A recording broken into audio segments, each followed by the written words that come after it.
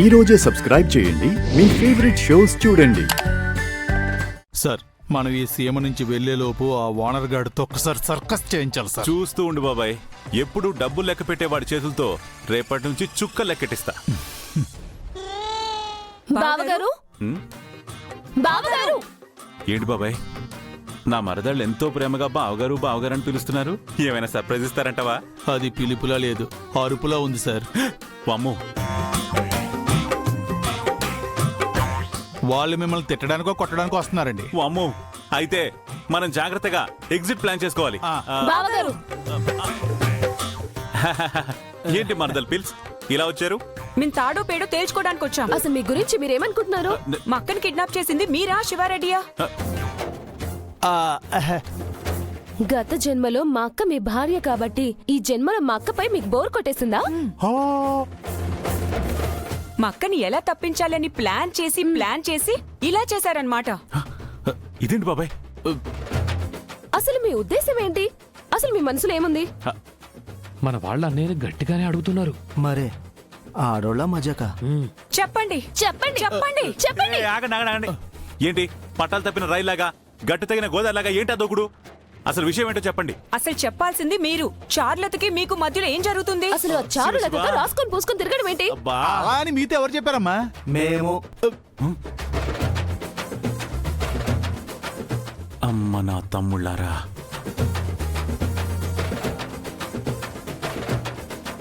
మేమే చెప్పాం. ఏం చెప్పి చచ్చారా? మేం చూసిందే చెప్పాం. ఏం చూసారా? నువ్వు ఆ చారులతతో క్లోజ్ గా ఉండడం చూసాం. అది నిజం కాదని చెప్పాను కదా. అంటే చార్లత మీద పట్టం అబద్ధమా అన్నయ్య? రేయ్, ఎప్పుడో పోరం బొకేదవా అరటిపండు తిని తొక్క ఇసిరేస్తే ఆ తొక్క మీద కాలేసి జారి నా మీద పడిందిరా. దానికి నేనేం చేయను? అరటి తొక్క ఆవకాయ బద్దా అని కబుర్లు చెప్పకండి బావగారు. మా అక్కకి అన్యాయం జరిగితే మేము ఊరుకోము. నిన్న గుళ్ళోనే మాకు డౌట్ వచ్చింది. తాళి పట్టుకొని చారులత వెనక పడ్డారు. చారులత మెడ మీద రౌడీలు కత్తి పెడితే వాళ్ళతో ఫైట్ చేశారు. ఏ హైబ్రిడ్ బుర్రుందా నీకు? ఆ సిచ్యువేషన్ లో మీ అక్కున్నా మీరున్నా నేను అదే చేస్తాను. అంటే మా అక్కకి చార్లత సాటి అంటున్నారా? చారులతని మా అక్కకి సవతించేస్తున్నారా? అయ్యో మరదళ్ళు, మీకు దండం పెడతా, నన్ను సంపకండి. అయినా మీకు నా గురించి తెలుసు కదా. నేను మీ అక్కని తప్ప పరాయి అమ్మాయిని కన్నెత్తి కూడా చూడను. నాకు ఎలాంటి దురుద్దేశము లేదు. అది మీరు ఆర్యవర్ధన్ గా శంకర్ గా ఉన్నప్పుడు. ఇప్పుడు మీరు సీమసింహం ఆదిశంకర్ రెడ్డి కదా. సీమ గాలి తగలగానే మీ మనసు మారిపోయి ఉండొచ్చు కదా. అవును, ఆ గాలి తగిలే ఇలా చేస్తున్నారు. ఏ ఆపండి మీరు మీ గోలని. ఇదంతా మీ వల్లే వచ్చిందిరా. బావా ఉన్నిద్దరు బావలతో చేస్తుంటే ఈ మూడో బావెవరమ్మా? అదే సార్ నాకు అర్థం కావట్లేదు. నేనే.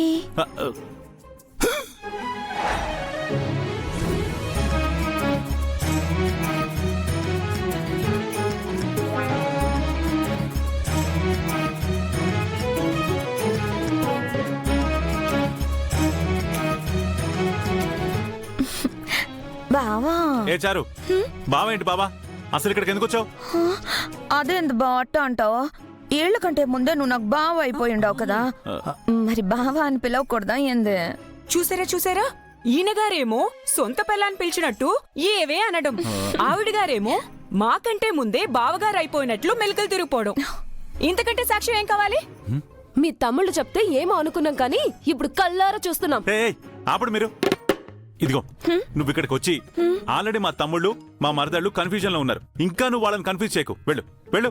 ఇందులో కన్ఫ్యూజన్ ఏ ఉండదు బావా. నేను నీకు కాబోయే పండ్లాన్ని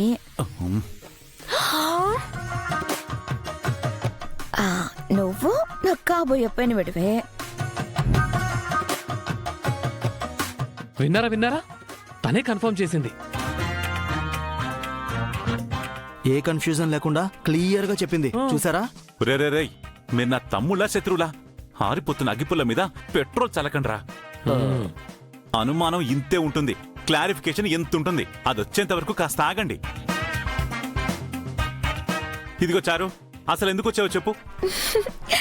అది బావా బావా బాడీగార్డ్ కాదు, ఆదిశంకర్ రెడ్డి అని పిలువు.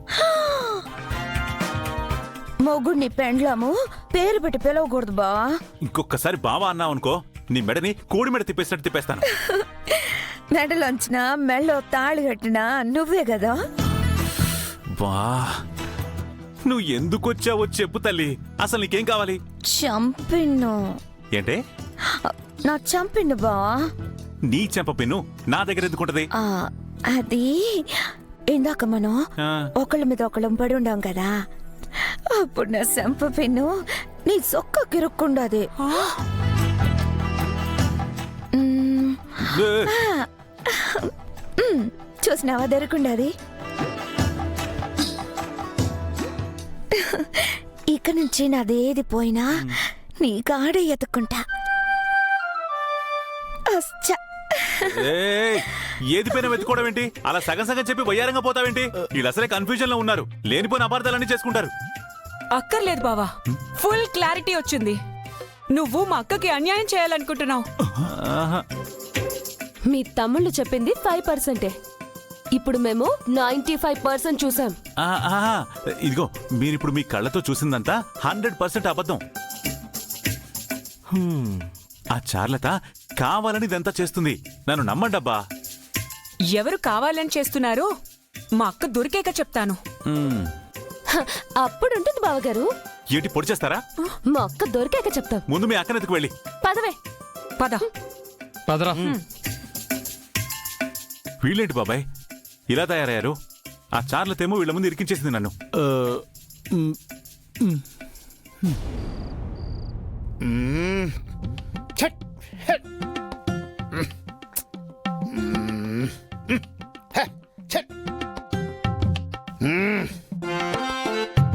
ఏమయ్యా వనరు, తాడు తెంపుకున్న గౌడు గేదె తౌడు కోసం ఇంటి ముందు అటు ఇటు తిరుగుతున్నట్టు నా ముందు తిరగాకు.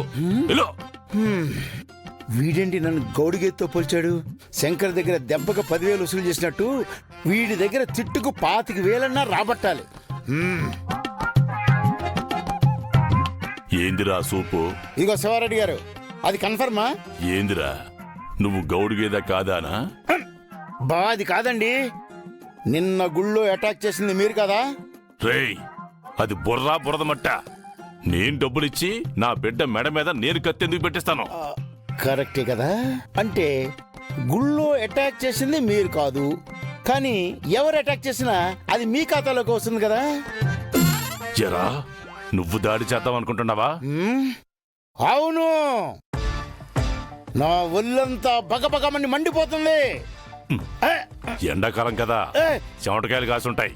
నీళ్లు పోసుకునేటప్పుడు హప్పిగాడి చేత వీపు రుద్దించుకో. ఆడికి ఆంబోతుల్ని తోవడంలో బాగా అనుభవం ఎక్కువ.